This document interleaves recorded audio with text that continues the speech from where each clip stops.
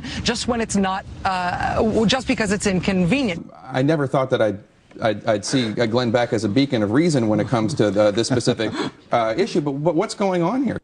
I don't know why he wouldn't see me as a beacon of reason on this specific issue. I'm very consistent on this specific issue. I mean, look, we don't shred the Constitution.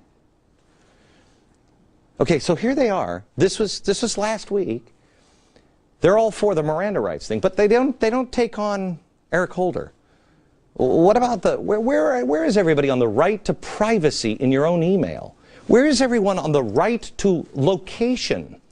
Where is everyone on the new Supreme Court justice that could be there for the next 4 decades, who says if you're under suspicion of financing a terror group, suspicion of financing, you can lose your rights, you can go to jail indefinitely without a trial? What? Here's another principle that we've always had in America. We've always had it. Innocent until proven guilty. How does that one work with this? You're innocent until proven guilty, but I can't be proven guilty because I'm being held indefinitely without a trial. I'm guilty until proven innocent.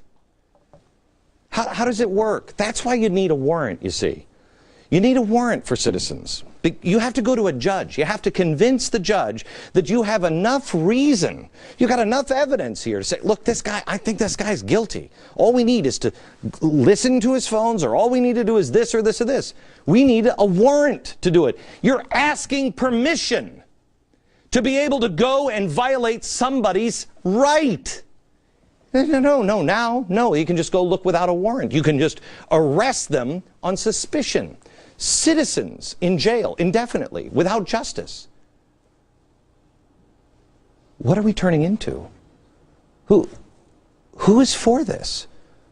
Why are there not people speaking out about this? This isn't a Republican Democrat. This is nothing. This is a principle. Let me add one more to it.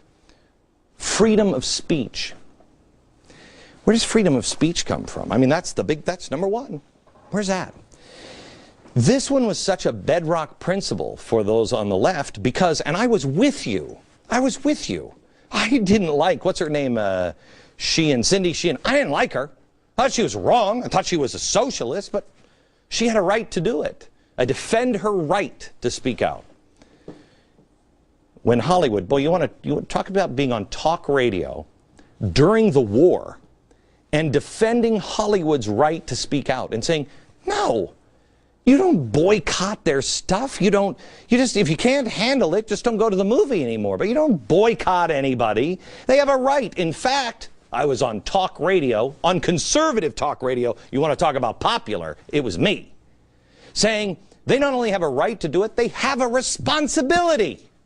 This is all of our country. And if you think our country is going down the wrong path, you have a responsibility. Leave the Hollywood people alone. Doesn't mean you have to talk nice about them. But they absolutely have a right. It is the most American thing you can do to speak out against your government.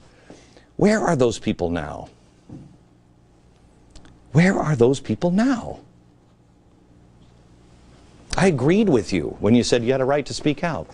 Now here's something in the media I saw today, and if I see one more stupid person in the media talking about the Xbox thing in this speech from Saturday, I think my head's going to explode. Everybody in the media is missing the point. Listen to what the president said on Saturday. Listen to him. You're coming of age in a 24/7 media environment that bombards us with all kinds of content and exposes us to all kinds of arguments, some of which don't always rank that high on the truth meter. Yes. And with iPods and iPads and Xboxes and PlayStations, none of which I know how to work, information becomes a distraction, a diversion, a form of entertainment, rather than a tool of empowerment, rather than the means of emancipation. Did you hear this? Media, can you get this story right, please? It has nothing to do with Xbox. Are you that stupid? It has nothing to do. What kind of information do you get from your Xbox or PlayStation? You get no information from them. That phrase is a distraction. Name the president in the history of America that says information is just it's a diversion, it's distracting. There can be too much information out there. Oh, some information is, we got to stop it. It's bad for the republic, some information. I've never seen a president say that. Please send it in. If you've seen it, if you have the videotape, the film, send it in. I want to see it. I want to see it. I've only seen this in countries where they end up burning books. Question with boldness even the very existence of God, for if there be a God, he must surely rather honest questioning over blindfolded fear. Thomas Jefferson. I try to read as much as I can on both sides of the issue. I want to know what the other side is. Have you ever read Das Kapital? I have. Should it be banned? Of course not. Read it. It's the ramblings of an idiot. Read it. I want you to read it. Karl Marx, read as much as you can. Do me a favor. Those in the administration, put the Mao book down. I know you got it. You got it mastered. Read the Federalist Papers. Read them both and then decide. Information is bad when? When did information become bad? We're changing. We're changing. Look at these policies. You can hold without a trial if you're suspected. You can read, track without a warrant. There's no Miranda rights if we suspect. And war? Okay, these don't work if we're talking about Al-Qaeda. Because we know what they've already done with Al-Qaeda. We know. So, what are the principles? These are the policies. We got to track back now and find out what their principles are. Their principles are, you can hold without a trial indefinitely if you're a suspect. The principle must be that terror at home is becoming a problem and we have to do anything. Well, now wait a minute. Terror is becoming a problem here at home, but with Al-Qaeda. And you're not doing the things that you should be doing. I mean, we already have systems in place from these. How about this? Read, track without a warrant. They can read or track you without a warrant. You have no reasonable right to privacy. Well, the principle must be that you're a subject of the state. The state controls you. The policy, no Miranda rights if they suspect you. In other words, the principle must be you can lose rights until proven innocent. That's a huge change. Look, you want to lose your rights? Go through court. You lose them. If you're a citizen, go through court. You'll lose those rights.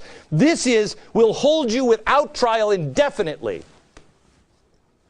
You're guilty until proven innocent. Huge change in America. And is there a war? Yeah, there's a war on those who disagree.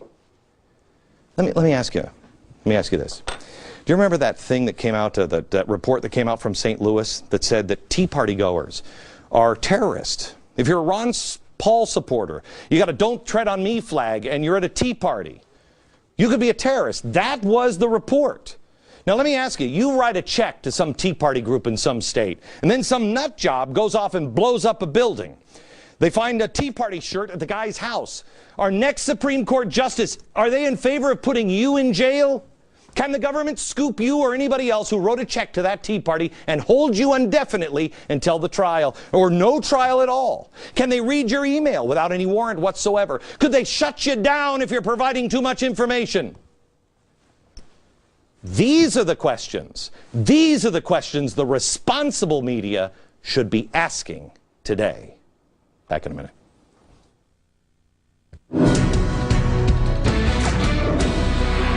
Last night's program, we talked about the things that newspapers and magazines said a year ago, specifically last night on the program. We talked about an article that ran in Time magazine, and they were, making fun of me back then a year ago. And I got home last night and I was watching the TV show and I thought, wow, look at this. Last year at this time, when they wrote it, I didn't have any proof. I just had my gut, and I could see the tea leaves. And it was crazy. But it didn't have any evidence. I said, these things may come. Well, let's go back over that article again tonight, because you need to see it. It was called Fears of a Clown. And these were some of the things that seemed crazy to Time magazine 1 year ago. Let's decide how crazy things really are today, okay? Here I mentioned that I fear that the United States is on a long march to fascism. That's what I said. That's what